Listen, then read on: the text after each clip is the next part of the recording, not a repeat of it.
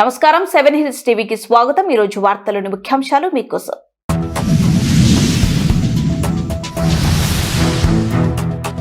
తెనాలి రాండేల అభివృద్ధి ప్రస్థానం।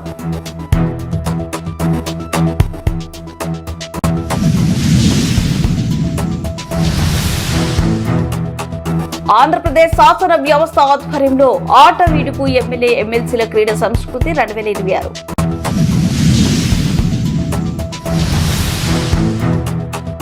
జగన్మోహన్ రెడ్డి హయాంలో అప్పులపై ఇప్పటికీ చంద్రబాబు పచ్చి అబద్ధాలే చెబుతున్నారు పేర్ని నాని।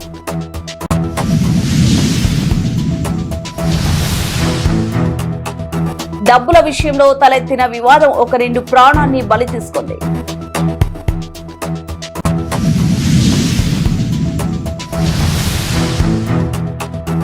అంతర్జాతీయ మహిళా దినోత్సవ వారోత్సవ సందర్భంగా చిత్తూరు నగరంలో భారీ ర్యాలీ। ఉప ముఖ్యమంత్రి పవన్ కళ్యాణ్ శాఖల అభివృద్ధిపై తెనాలి నియోజకవర్గ నివేదికను మంత్రి నాదెండ్ల మనోహర్ కి అందజేత కూటమి ప్రభుత్వం ఏర్పడి 2 సంవత్సరాలు పూర్తవుతున్న సందర్భంగా ఉప ముఖ్యమంత్రి పవన్ కళ్యాణ్ తన ఆధ్వర్యంలో ఉన్న శాఖలో గత 2 ఏళ్లలో చేపట్టిన అభివృద్ధి కార్యక్రమాలను ప్రజలకు ఆవిష్కరించారు। పంచాయతీరాజ్, గ్రామీణ అభివృద్ధి, ఆర్డబ్ల్యూఎస్, అటవీ మరియు పర్యావరణ శాఖ, సైన్స్ అండ్ టెక్నాలజీ శాఖల ద్వారా రాష్ట్ర వ్యాప్తంగా జరిగిన అభివృద్ధి కార్యక్రమాలను నియోజకవర్గాల వారీగా సమగ్ర నివేదికల రూపంలో సిద్ధం చేశారు। ఆంధ్రప్రదేశ్ అభివృద్ధి పేరుతో రూపొందించిన ఈ నివేదికలను శుక్రవారం అసెంబ్లీ ఆవరణంలోనే ఉప ముఖ్యమంత్రి కార్యాలయంలో ఉప ముఖ్యమంత్రి పవన్ కళ్యాణ్, ఆహార మరియు పౌర సరఫరాల శాఖ మంత్రివర్యులు తెనాలి ఎమ్మెల్యే నాదెండ్ల మనోహర్ సంయుక్తంగా ఆవిష్కరించారు। ఆంధ్రప్రదేశ్ శాసన వ్యవస్థ ఆధ్వర్యంలో నిర్వహిస్తున్న ఆట విడుపు ఎమ్మెల్యే ఎమ్మెల్సీల క్రీడా సంస్కృతి 2026 కార్యక్రమంలో భాగంగా విజయవాడలో నిర్వహించిన క్రీడా సాంస్కృతిక ఉత్సవాలు అత్యంత ఉత్సాహభరితంగా జరిగాయి। ముఖ్యమంత్రి వర్యులు Nara Chandrababu Naidu, speaker Ayyanna Patrudu, deputy speaker రఘురామకృష్ణంరాజుతో కలిసి ఈ వేడుకల్లో పాల్గొనడం సంతోషంగా ఉంది। శాసనసభ్యులంతా తమలోని కళాకారులను బయటకు తీసి పౌరాణిక పాత్రలు, ఏకపాత్రాభినయం, దేశభక్తి గీతాలు మరియు హాస్య స్కిట్లతో అలరించారు। ముఖ్యంగా చేనేత వస్త్రాల ప్రదర్శన ద్వారా మన నేతన్నల నైపుణ్యాన్ని చాటి చెప్పడం గర్వకారణం। ఇలాంటి కార్యక్రమాలు ప్రజాప్రతినిధుల మధ్య స్నేహపూర్వక వాతావరణాన్ని పెంపొందించడమే కాకుండా కొత్త ఉత్సాహంతో ప్రజల కోసం పనిచేసేలా ప్రేరణనిస్తాయి। జగన్మోహన్ రెడ్డి హయాంలో అప్పులపై ఇప్పటికీ చంద్రబాబు పచ్చి అబద్ధాలు చెబుతున్నారు। అసెంబ్లీలో ఆర్థిక మంత్రి పయ్యవుల కేశవ్ స్వయంగా రాష్ట్రం మొత్తం అప్పు 7 లక్షల కోట్లు అని వెల్లడించారు। గ్రోత్ రేట్ పై కూడా నిర్లజ్జగా అబద్ధాలు మాట్లాడుతున్నారు। 11.75% గ్రోత్ రేట్ ఉంటే ఇన్ని అప్పులెందుకు చేస్తున్నట్టు? జగన్ 5 ఏళ్లలో 3,31,000 కోట్లు అప్పు చేస్తే కూటమి ప్రభుత్వం 2 ఏళ్లలో 3,20,000 కోట్ల అప్పు చేశారు। లడ్డు కల్తీపై సమాధానం చెప్పాల్సింది చంద్రబాబు మాత్రమే పేర్ని నాని మాజీ మంత్రి। 5 ఏళ్లలో 9,74,000 కోట్ల రూపాయలు అప్పు చేశాడని పవన్ కళ్యాణ్ గారు అసెంబ్లీలో మాట్లాడుతున్నాడు। తప్పు కదా సార్ ఇదంతా? చంద్రబాబు నాయుడు గారు ఆధ్వర్యంలో అంట 11.75% గ్రోత్ రేట్ వచ్చిందని చెప్పని నిర్లజ్జగా మాట్లాడుతున్నాడు పవన్ కళ్యాణ్ గారు। మరి 11.75% అంత గ్రోత్ రేట్ ఉంటే ఇన్ని అప్పులు ఎందుకండి? అప్పులు ఎందుకని అడుగుతున్నా? ఇప్పటికే మీరు 3,20,000 కోట్ల అప్పులు తెచ్చారు। జగన్ గారు 5 ఏళ్లు పాలించి 3,31,000 కోట్లు తెస్తే ఇవాళ మీరు ఒక్క ఈ 22 మాసాల్లో 3,20,000 కోట్ల రూపాయలు అప్పు తెచ్చారు। ఎవరిది విధ్వంసం? మీదా మాదా? ఏమంటారు? లడ్డూ కల్తీ జరిగితే క్షమాపణ చెప్పరా అని చంద్రబాబు నాయుడు గారు వాళ్ళ అసెంబ్లీలో మాట్లాడుతున్నాడు। లడ్డూ కల్తీ జరిగితే జగన్మోహన్ రెడ్డి గారు క్షమాపణ చెప్పాలంట। లడ్డూ కల్తీ జరిగింది ఎప్పుడండి చంద్రబాబు నాయుడు గారు? 2024 జూలై మాసంలో, జూన్ మాసంలో శాంపిల్స్ తీశారు। జూన్ 23 ఎప్పుడో। అప్పుడు ఎవరు ముఖ్యమంత్రి? మీరు 12వ తారీఖు ముఖ్యమంత్రిగా ప్రమాణ స్వీకారం చేస్తారు। 15వ తారీఖు ఈవో శ్యామలరావునేమో అపాయింట్ చేస్తారు। శ్యామలరావు గారు ఎక్కంగానే ప్రసాదంలో ఏదో అన్ని తేడాలని కలుపుతానని చెప్తా అన్ని బాగు ప్రక్షాళన చేస్తానంటాడు। 23వ తారీఖునేమో శాంపిల్స్ తీస్తారు। ఆయన ఆగస్టులోనేమో ప్రెస్ మీట్ పెడతాడు। ప్రెస్ మీట్ పెట్టి దీంట్లో మలినాలు ఉన్నాయని చెప్తాడు। స్వచ్ఛమైన నెయ్యి కాదని ఆయన స్టేట్మెంట్ ఇస్తాడు। సెప్టెంబర్ 18, 19 మీరేమో మీ ఇష్టం వచ్చినట్టు మాట్లాడతారు. అలాగే ఈవో శ్యామలరావు గారు తిప్పి పంపినటువంటి 4 ట్యాంకర్లు ఏఆర్ డైరీకి వెళ్లకుండా ఈ సరాసరి కాళహస్తిలో ఉన్నటువంటి వైష్ణవి డైరీకి వెళ్తాయి. వైష్ణవి డైరీలోంచి మళ్ళీ తిరుపతికి వస్తాయి. తిరుపతిలో దాన్ని తీసుకుని మీరు వాడేసి లడ్డూలు తయారు చేసి జనాలకు పంచిపెడతారు భక్తులకి. ఎవరి దగ్గర కల్తీ కలిసింది? మీరు కదా క్షమాపణ చెప్పాల్సింది. డబ్బుల విషయంలో తెల్లెత్తిన వివాదం ఒక నిండు ప్రాణాన్ని బలి తీసుకుంది. అప్పుగా ఇచ్చిన డబ్బును తిరిగి అడిగినందుకు ఓ వ్యక్తిని నాటు తుపాకీతో కాల్చి చంపిన దారుణం ఘటన చిత్తూరు మండలం తొమ్మిందపాలెంలో కలకలం రేపింది. ఈ కేసులో ప్రధాన నిందితుడిని పోలీసులు అరెస్ట్ చేశారు. తొమ్మిందపాలెం గ్రామానికి చెందిన సాయి కుమార్ తన సోదరి వివాహ నిమిత్తం గతంలో తాను ఢిల్లీ బాబుకు ఇచ్చిన 2 లక్షల అప్పును తిరిగి ఇవ్వమని కోరాడు. అయితే డబ్బులు ఇచ్చేందుకు నిరాకరించిన ఢిల్లీ బాబు సాయి కుమార్ పై కక్ష పెంచుకున్నాడు. ఈ క్రమంలో ఈ నెల 4వ తేదీన మధ్యాహ్నం గ్రామంలో నిర్మాణంలో ఉన్న ఓ ఇంటి వద్ద సాయి కుమార్ పై నాటు తుపాకీతో కుడి కణితిపై కాల్చి కిరాతకంగా హత్య చేశాడు. ఈ విషయంపై జిల్లా ఎస్పీ తుషార్ డూడి ఆదేశాల మేరకు చిత్తూరు ఎస్డిపిఓ సాయినాథ్ పర్యవేక్షణలో 3 ప్రత్యేక బృందాలుగా రంగంలోకి దిగి సిఐ రామచంద్ర నేతృత్వంలో ఎస్ఐలు శ్రీనివాసులు, అశోక్ కుమార్, వెంకట నారాయణ, మణికంఠేశ్వరరెడ్డి బృందం నిందితుడు కోసం గాలింపు చర్యలు చేపట్టి రాబడిన సమాచారం మేరకు చిత్తూరు వేలూరు రోడ్లోనే గోపాలపురం బస్టాండ్ వద్ద నిందితుడు ఢిల్లీ బాబును పోలీసులు అదుపులోకి తీసుకున్నారు. నిందితుడు నేర అంగీకార వాగ్మూలం మేరకు హత్యకు ఉపయోగించిన నాటు తుపాకీని మరియు నల్లమందు రావాలను స్వాధీనం చేసుకున్నట్లు పోలీసులు తెలిపారు. ఢిల్లీ బాబును అరెస్ట్ చేసి అతన్ని విచారించగా నువ్వు ఏ విధంగా హత్య చేసినావు అంటే, నేను నాటు తుపాకీని దాదాపు 4 నెలల క్రితము షికారి వాళ్ళ దగ్గర నుంచి అడవుల్లో వేటకెళ్లేదని కొనుక్కున్నాడని చెప్పాడు. నువ్వు సాయి కుమార్ ను హత్య చేయడానికి కారణం ఏమంటే, నేను సాయి కుమార్ దగ్గర కొంచెం డబ్బులు అప్పు తీసుకున్నాను, వాళ్ళ చెల్లెలు మ్యారేజ్ ఉందని డబ్బు ఇమ్మని విపరీతమైన ప్రెజర్ పెడుతున్నాడు. ఆ ప్రెజర్ నుంచి బయటపడలేక అతని అప్పు పట్టలేక కోపంతో ఎలాగైనా సాయి కుమార్ ని చంపాలనే ఉద్దేశంతో 4వ తేదీ మధ్యాహ్నం సుమారు 2:30 గంటల ప్రాంతంలో అతను ఒక నిర్మాణంలో ఉన్న ఇంటి షెడ్ లో ఉండగా ఇతను ఢిల్లీ కుమార్ అనే వ్యక్తి నాటు తుపాకీ తీసుకొని పోయి అతని కట్ట మీద కాల్చి అతను చనిపోయిన తర్వాత ఆ భయంతో అడవులకు పారిపోయి అక్కడే ఉన్నాడు. మేము వివిధ బృందాలుగా పోలీసుల్లో విచారిస్తారని తెలుసుకొని ఈ రోజు వేలూరు కానీ ఎక్కడన్నా పారిపోవచ్చు గోపాలపురం బస్టాండ్ దగ్గర ఉండగా మాకు రాబడిన సమాచారం మేరకు ఆ వ్యక్తిని అదుపులోకి తీసుకుని విచారించాము. అలాగే హత్యకు ఉపయోగించిన నాటు తుపాకీ ఎక్కడుందని అడగగా అతను ఒక గుట్ట దగ్గర పొదల్లో దాచిపెట్టాడని చెప్పినాడు. అక్కడికి పోయి ఆ తుపాకీని స్వాధీనం చేసుకున్నాము. ముద్దాయిని అరెస్ట్ చేసి రిమాండ్ కు పంపించినాము. అలాగే గౌరవ ఎస్పీ గారి ఉత్తర్వు మేరకు ఈ తుపాకీ ఎక్కడి నుంచి వచ్చింది అనే కోణంలో విచారించుటకు ఒక ప్రత్యేక బృందాన్ని ఏర్పాటు చేసినాము. త్వరలోనే ఆ తుపాకీ ఎక్కడి నుంచి వచ్చిందనే విషయం కూడా వెల్లడిస్తాము. ప్రస్తుతానికి ముద్దాయిని అరెస్ట్ చేసి రిమాండ్ కు పంపుతున్నాము. Thank you. అంతర్జాతీయ మహిళా దినోత్సవ వారోత్సవం సందర్భంగా చిత్తూరు జిల్లా ఎస్పీ తుషార్ డ్యూటీ ఆదేశాల మేరకు చిత్తూరు నగరంలో భారీ ర్యాలీ నిర్వహించారు. జిల్లా సాయుధ దళ కార్యాలయం నుండి ప్రారంభమైన ఈ ర్యాలీని మహిళా పోలీస్ స్టేషన్ ఇన్స్పెక్టర్ శ్రీనివాసరావు పర్యవేక్షించారు.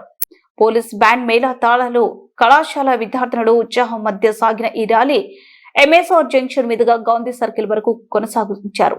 ఈ సందర్భంగా అధికారులు మాట్లాడుతూ మహిళా భద్రత, మానవ హక్కుల, సమాన హక్కుల మరియు సాధికారతపై ప్రజల్లో అవగాహన కల్పించారు.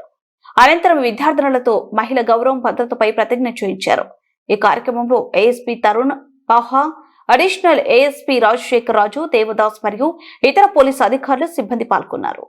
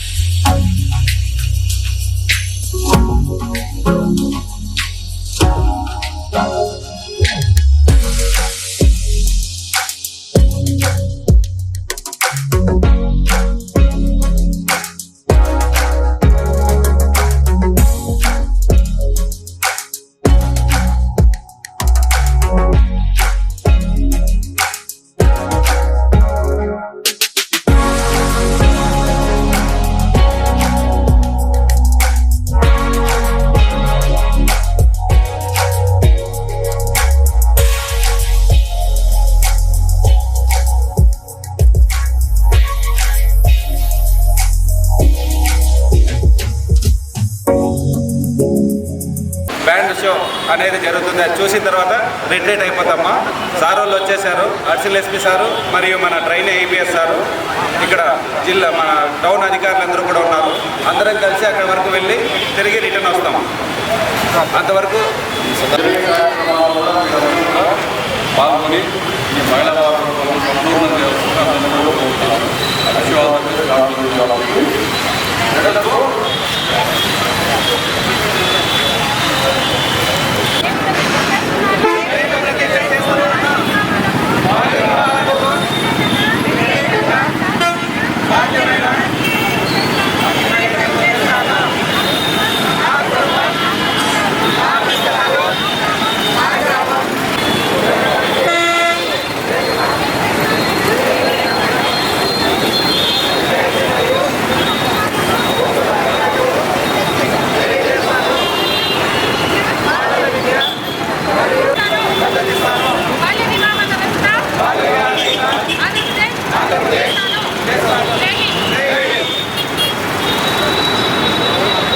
వేల కోట్లు విలువైన ప్రభుత్వ భూమిని తమ కుటుంబ సభ్యులకు దారాదత్తం చేస్తున్నాడు చంద్రబాబు.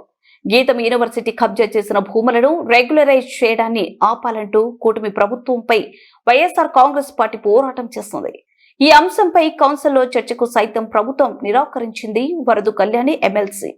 మనం చూసాం, గీతం విద్యా సంస్థల యజమాని అయిన భరత్ గారి ఆధ్వర్యంలో 54.79 ఎకరాల భూమిని కబ్జా చేయడమే కాకుండా దాన్ని రెగ్యులరైజ్ చేయడానికి ఈ చంద్రబాబు నాయుడు గారి ప్రభుత్వం పూనుకుంది.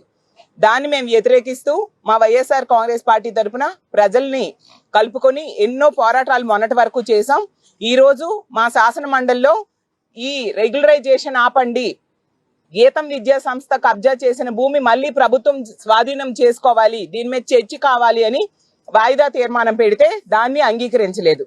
చంద్రబాబు నాయుడు గారు ఇంత అన్యాయంగా తన కుటుంబంలో వ్యక్తులకి 54.79 ఎకరాలు, దాని విలువ ఇంచుమించు 5,000 కోట్ల విలువైన భూమిని దారాదత్తం చేయడానికి పూనుకోవడం ఎంతవరకు సమంజసమని నేను అడుగుతూ ఉన్నాను. ఇంతవరకు తీసుకుంటే విశాఖపట్నంలో 99 పైసలకి తన బెనామీలకి తన అనుయాయులకి భూములు కట్టబెడుతూ ఉన్నారు చంద్రబాబు నాయుడు గారు, ఈ కూటమిలో ప్రభుత్వంలో ఉన్న వ్యక్తులు. ఈ రోజు తీస్తే ఏకం తన కుటుంబ సభ్యులకే చంద్రబాబు నాయుడు గారు 5,000 కోట్ల రూపాయల విలువైన భూమిని కట్టబెట్టడానికి ప్రయత్నిస్తూ ఉన్నారంటే ఎంతగా బరి తెగించారో మనం అర్థం చేసుకోవచ్చు. ఈ రోజు చూసుకుంటే విశాఖపట్నంలో ఇదే భరత్ గారికి 5 లక్షల ఓట్ల మెజారిటీ ఇచ్చారు ప్రజలు. ఇప్పుడు 5,000 కోట్ల భూమిని దోచుకుంటున్నారు. అలాగే 7 ఎమ్మెల్యే సీట్లు ఈ కూటమికి ఇవ్వడం జరిగింది. రిటర్న్ గిఫ్ట్ గా 5,000 కోట్ల రూపాయల విలువైన 54 ఎకరాలు వీళ్ళు దోచుకుంటూ ఉండే పరిస్థితి చూస్తూ ఉన్నాం. చంద్రబాబు నాయుడు గారు ఎన్నికల టైంలో చెప్పారు విశాఖపట్నంని ఫైనాన్షియల్ క్యాపిటల్ చేస్తాము అనేసి. ఫైనాన్షియల్ క్యాపిటల్ చేయలేదు సరికదా, ఈ రోజు దోపిడీ క్యాపిటల్ గా చేసిన పరిస్థితి మనం చూస్తూ ఉన్నాం. అసలు ఒక బీసీ మహిళ అయిన మేయర్ ని ఆ రోజు దించేశారు అడ్డగోలుగా, అన్యాయంగా కార్పొరేటర్స్ అని కొని దించేయడం జరిగింది. ఎందుకని ఆ రోజు విశాఖపట్నం ప్రజలందరూ బాధపడ్డారు. ఈ రోజు అర్థమైంది. ఎందుకంటే మా వైఎస్ఆర్ కాంగ్రెస్ పార్టీ ఎన్నుకున్న మేయర్ని దించేయడం ద్వారా, వాళ్ళ మేయర్ని అడ్డగోలుగా ఎన్నుకోవడం ద్వారా ఈ గీతం భూ కబ్జా ఈజీగా చేయొచ్చు, కబ్జా చేసిన భూమిని రెగ్యులరైజ్ చేయొచ్చు అనే ఉద్దేశంతో చేయడం జరిగింది. ఆ గీతం ఎదురుగానే రిషికొండలో తీసుకుంటే జగనన్న ప్రభుత్వ భూమిలో ప్రభుత్వ భవనాలు కడితే నానా యాగీ చేసి చాలా హడావుడి చేశారు. మరి ఇప్పుడు ప్రభుత్వ భూమిని ప్రైవేట్ విద్యా సంస్థ కబ్జా చేసి దాన్ని రెగ్యులరైజ్ చేసేస్తూ ఉన్నారు. ఇప్పుడు పవన్ కళ్యాణ్ గారు లాంటి వాళ్ళు ఎటువంటి యాగీ చేయట్లేదు, కనీసం దాని మీద మాట్లాడిన పరిస్థితి చూస్తూ ఉన్నాం. ఇలా ప్రభుత్వ భూములన్నీ ప్రైవేటు సంస్థలకి దారాదత్తం చేస్తూ ఉంటే, అది కాకుండా వాళ్ళు కబ్జా చేస్తే దాని మీద ల్యాండ్ గ్రాబింగ్ కేసు పెట్టాల్సింది. తిరుచానూరు పోలీస్ స్టేషన్ పరిధిలో శాంతి భద్రతల పరిరక్షణతో పాటు అనుమానాస్పద వ్యక్తులు అక్రమ కార్యకలాపాలపై నిఘా పెంచేందుకు కార్డన్ సెర్చ్ నిర్వహించారు. పాడిపేట పంచాయతీ పరిధిలోని శేషాద్రి నగర్ ప్రాంతంలో తిరుచానూరు సర్కిల్ ఇన్స్పెక్టర్ సునీల్ కుమార్ ఆధ్వర్యంలో తనిఖీలు చేపట్టారు. ఈ కార్యక్రమానికి చంద్రగిరి డివిజన్ డీఎస్పీ బేతంపూడి ప్రసాద్ పాల్గొన్నారు. ఈ సందర్భంగా ఆయన మాట్లాడుతూ ఇళ్ల పరిసరాలు, అనుమానాస్పద వ్యక్తులు, నిలిపివేసిన వాహనాలు తదితర అంశాలపై ప్రజలు అప్రమత్తంగా ఉండాలన్నారు. అదేవిధంగా గంజాయి సేవిస్తున్న ఒక వ్యక్తిని మరియు కల్తీ మద్యం తయారు చేస్తున్న కొందరిని పోలీసులు గుర్తించినట్లు డీఎస్పీ బేతంపూడి ప్రసాద్ తెలిపారు. ఈ కార్యక్రమంలో సర్కిల్ ఇన్స్పెక్టర్లు, సబ్ ఇన్స్పెక్టర్లు మరియు పోలీసు సిబ్బంది పాల్గొన్నారు. వార్తలు ముగించే ముందు ముఖ్యాంశాలు మరోసారి.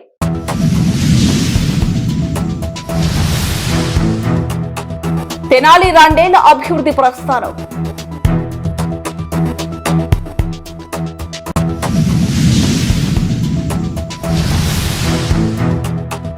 ఆంధ్రప్రదేశ్ శాసన వ్యవస్థ ఆధ్వర్యంలో ఆట విడుపు ఎమ్మెల్యే ఎమ్మెల్సీల క్రీడా సంస్కృతి 2026.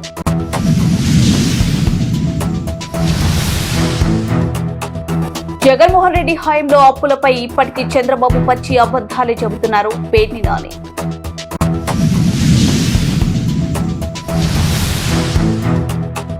డబ్బుల విషయంలో తలెత్తిన వివాదం ఒక 2 ప్రాణాన్ని బలి తీసుకుంది.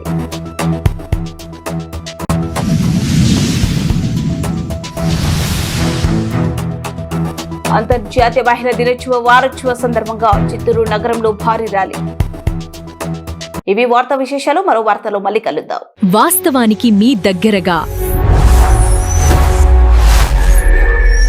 ఇది 7 హిల్స్ టీవీ.